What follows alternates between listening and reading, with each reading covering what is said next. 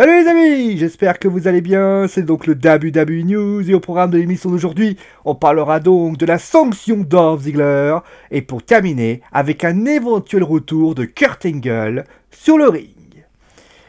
Vous l'avez vu, en début de semaine, Daniel Bryan avait semble-t-il, enfin ça c'est une rumeur, mais il semblerait qu'il ait été sanctionné du fait qu'il n'ait pas voulu prolonger avec la WWE. Et cette sanction, elle est arrivée aussi à Dolph Ziggler, c'est le podcast Bar Burner Fire Up qui vous le dit. Il y avait un match entre Seth Rollins et donc Dolph Ziggler pour le titre intercontinental ce dimanche au SummerSlam.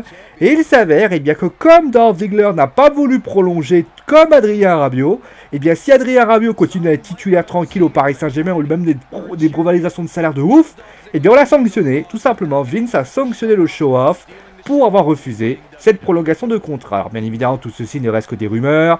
Bien sûr, alors après, pour Bryan, on a envie de dire que le doute est de mise.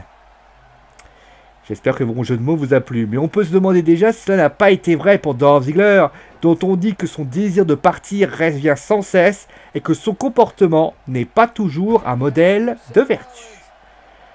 On passe maintenant à Kurt Angle, vous l'avez vu à Raw, le WWE Universe a vu Stephanie McMahon se faire briser le bras par Ronda Rousey, mais surtout Kurt Angle qui a donc été sommé de prendre des vacances. Et c'est donc Baron Corbin qui est donc devenu le nouveau GM de Raw par intérim, alors fin de contrat, sanction, retraite.